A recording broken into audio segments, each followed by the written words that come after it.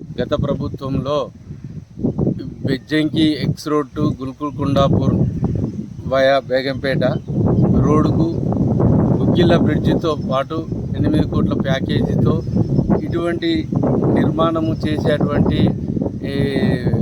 క్రమంలో గతంలో గుగ్గిళ్ళ కాడ బ్రిడ్జి కొట్టుకపోతే బ్రిడ్జిని పూర్తి చేసి మరియు బెజ్జంకి నుండి గూడెం శివారు వరకు దాదాపు 5 కిలోమీటర్ల పూర్తి చేసిన BT double road. Single road ఉన్నటువంటి దాన్ని డబుల్ రోడ్కు ఎస్సీ గారు సిఈ గారితో పర్మిషన్ తీసుకుని డబుల్ రోడ్ నిర్మాణం చేసి అదే కాంట్రాక్టర్ ద్వారా ఆ డబ్బులతోనే చేసేది. ఇప్పుడు మీరు కొత్తగా చేసేది ఏం లేదు, మంజూరు ఇచ్చేది ఏం లేదు. వీళ్ళు మెటల్ కలెక్షన్ చేసి కంకర కూడా కలెక్షన్ అయిపోయి రోలింగ్ అయిపోయి ఉన్నది. బీటీ వర్షన్ ఒకటి మిగిలి ఉన్నది. కాబట్టి మీ అడ్మినిస్ట్రేషన్ పవర్ లోపం వలన, ఇప్పుడున్నటువంటి గవర్నమెంట్ అడ్మినిస్ట్రేషన్ పవర్ లోపం వలన ఇటువంటి కార్యక్రమాన్ని ఓన్లీ బీటీ చేసే అటువంటి కార్యక్రమం 2 కిలోమీటర్లు అయితే పూర్తి స్థాయిలో అయిపోతుంది.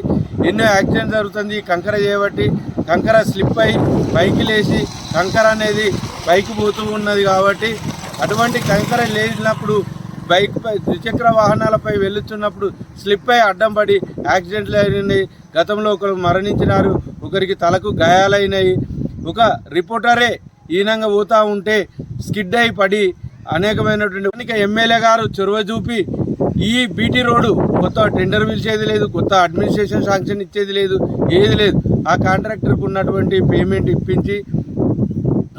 ఇప్పించి ఈ పనిని త్వరితగతిగా పూర్తి చేయాలని, లేని పక్షంలో బీఆర్ఎస్ ఆధ్వర్యంలో ఈ రోడ్డు వెంబడి ఎక్కడి నుంచి డ్యామేజ్ ఉందో అంత వెంబడి ఈ ప్రజలను పాదయాత్ర ద్వారా మరి గవర్నమెంట్కు నిరసన చెప్తాం.